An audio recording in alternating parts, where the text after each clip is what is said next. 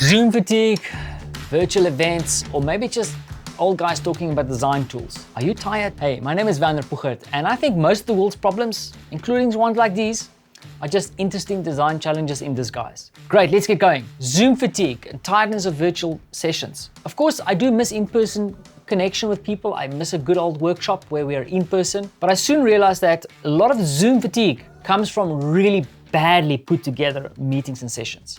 And I think sometimes we think that when we do a virtual event or virtual session, we can rely on the tools like Zoom and awesome tools like Mural to get us to the answers. And that's not true.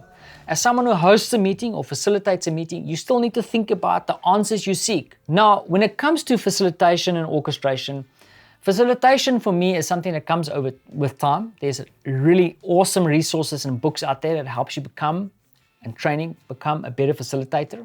And sometimes to become a better facilitation, you need to make a few mistakes yourself. So on the one side, you have facilitation, and then on the second part, you have orchestration. In this video, I want to focus a little bit more on orchestration. For me, orchestration is how do you guide people and how do you put a session together to get the most out of it? What is the answers you seek and what exercises are people doing and what ideas are they sharing to get to the answers? So when it comes down to the whole idea of orchestration, experience and knowledge of certain tools and tactics will help you get going. But just there, pardon the pun, tactics. And this brings me to the design tool I want to introduce to you today. It's called Workshop Tactics, designed by Charles Baudet and David Hill. And you can find the Workshop Tactics and a whole new set of tools that they are designing at pipdecks.com. You will find when you crack open this awesome, really solid box, a set of 56 cards. The way that I look at the Pip Deck card deck or the Workshop Tactics specifically, I think about it in two sections. Section 1 is about how do you use the card deck, what do you need to keep in mind when you host sessions, and how you can facilitate or put together better sessions.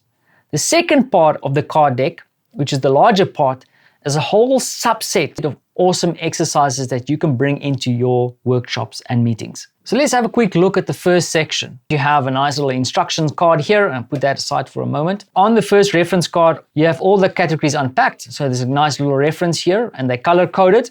And then on the flip side is where you actually get to see the workshop strategy system, because it's not only reference cards, it's a workshop strategy system in action. For example, do you know clearly what your team is working towards? Yeah, I kind of know. Do you know what the biggest problem they face? No, I don't know. So you have to go to the understand category and then look at the exercises there. And that'll guide you into the direction of what exercises you could use to achieve certain outcomes. The next set of cards is really best practice, reminders, things that you need to keep in mind when you put a session together. For example, what is your workshop checklist? Then you also have icebreakers. Do you have a bunch of icebreakers in your back pocket? In most of the cards, you'll see it kind of reoccurring here. The layout of the cards is you have the color coding. Then for the specific element, there's a time box of how long it will take. So maybe for icebreakers, it's like 10 minutes, a description that you could use. And then on the flip side, there's instructions. And it stays consistent throughout the whole card deck. Some best practices and techniques around how you put sessions together. This part of the kind of instructional side of the card deck is really interesting. What they've done here is they've put together a whole bunch of pre-designed workshops that you can grab. So if you want to run a retrospective, have a look at what is a retrospective in case you don't know. And then you can actually have a look at what is the kind of exercises that you want to use in a retrospective that references the cards in the actual reference section. Now here's a whole bunch of exercises like how do you get unstuck? Once again, if you want to do an unstuck exercise, in their case, it might take you up to 3 to 4 hours. There's more references that you can have a look at.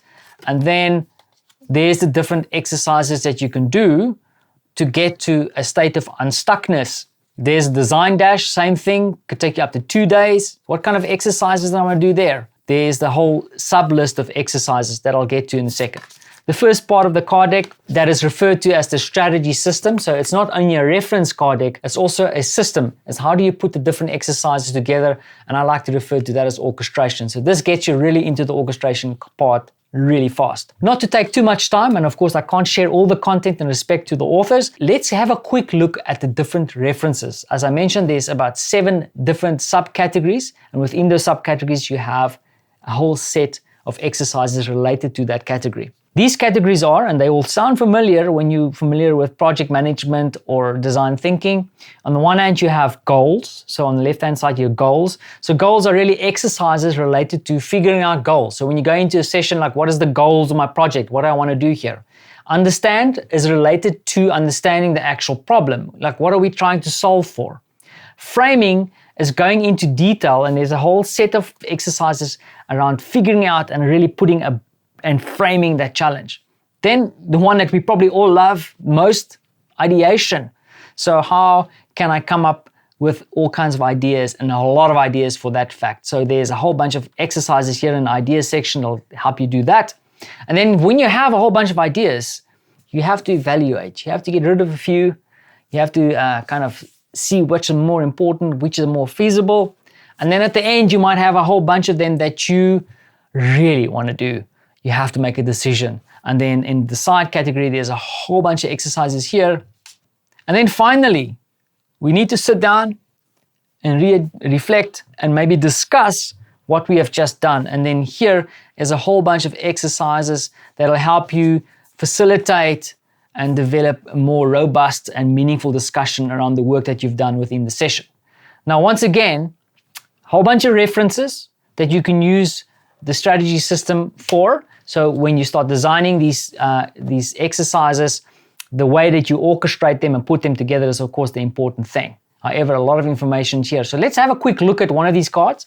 Once again, as I mentioned, in respect for the authors, I'm not going to show you all the exercises, all the cards. Go jump in, grab a deck if this makes sense. But for example, here's one card. Crazy Eights. Cool little illustration here. I think this is a little Pip from Pip Decks. And the illustration shows what you're looking at. Here is the Crazy Eights. A description of Crazy Eights, which I found useful, especially in the virtual world. So if you're going to do a Crazy Eights exercise, you can find a template, a mural, whatever, and you want to put a bit of a description, you can quickly reference this card and then put the description into your virtual space. I don't necessarily use the whole card in the virtual space. I like kind of plagiarizing the description a little bit and then diving into the exercises with my teammates. Within the design phase, when I orchestrate or put this session together, it's really cool to have a reference around how long this exercise could take. So quick thumb suck, around 30 minutes perhaps for a Crazy Eights, depending, give or take. And then of course, something else that I found really useful is like, what other tools are related to Crazy Eights?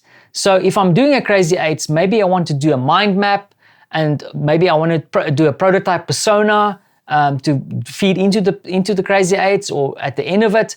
And then once I've done all the Crazy Eights maneuvering and have a whole bunch of ideas generated, I want to do an impact effort map to decide and evaluate which ideas actually make sense. So a lot of information here, nice and succinct, quick reference. And then of course, I might be talking about Crazy Eights and you're going like, Vanner, what is a Crazy Eights?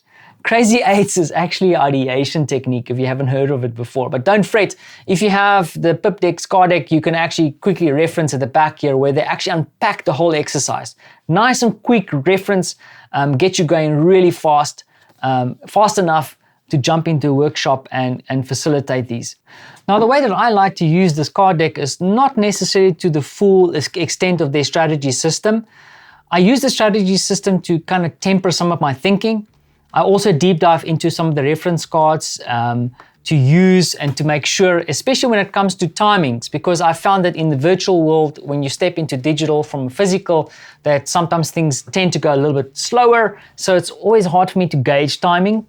So I really like that. I mentioned also that I like to kind of grab some of the descriptions here, because in the digital space, you have the ability to share a little bit more information that people can have a look at afterwards. So really referencing that.